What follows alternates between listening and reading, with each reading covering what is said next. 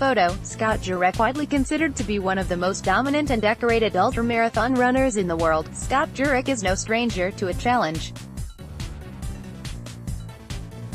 Throughout his celebrated running career, he's crushed the elite trail and road events, including his signature race, the Western States Endurance Run, a 100-mile trail race that he's won a record 7 straight times. After all that success though, the inspiration to keep going, to keep up the training, the races, the recovery, was difficult to maintain. Scott needed a new challenge.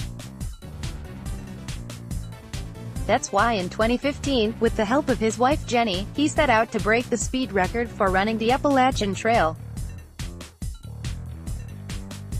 Talk about a challenge. Searching for what's next, I was looking for something to get that fire and passion back that I used to have when I was competing in my earlier years when I first started running, Scott tells Shape. The Appalachian Trail wasn't necessarily a trail I had on my list.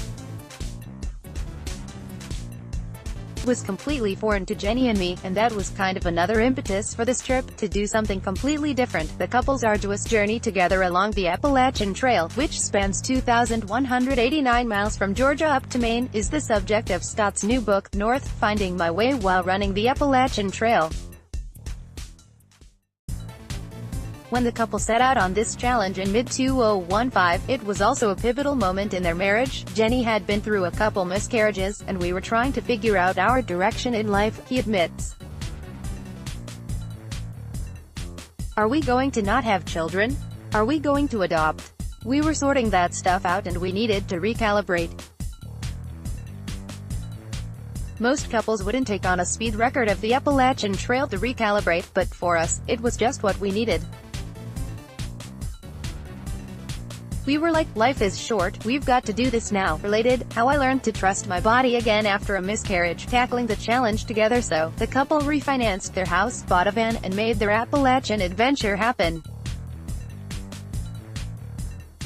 While Scott ran the trail, it was Jenny's job to crew for him, so to speak, driving ahead of him near the route to greet him at pit stops with anything from snacks and energy gels to socks, headgear, water, or a jacket. I was driving the van up the trail to several meeting locations where he would refill his water, get more food, maybe change his shirt. I was basically a traveling aid station for him, and then also just company, Jenny tells Shape. For 16 to 18 hours a day he was in this tunnel, out of touch. And then he'd see me, and I'd bring him back to real life. On the trail, every day he had to put on the same muddy shoes and wet socks and dirty clothes, and every day he knew he had another 50 miles ahead. Related, this is the grueling reality of what it's like to run an ultramarathon. While Scott may have been the one logging those insane miles every day, he says that Jenny experienced her own revelations from the challenge.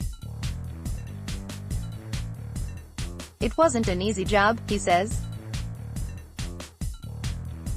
She was driving, she had to find a place to do laundry in these tiny remote mountain towns, she had to get food and make me food. To see her put in so much effort to support me, I was blown away. Training for ultra distances called for sacrifices on both sides. The level at which she gave of herself and how much she sacrificed, I think that says so much in terms of a partnership, says Scott.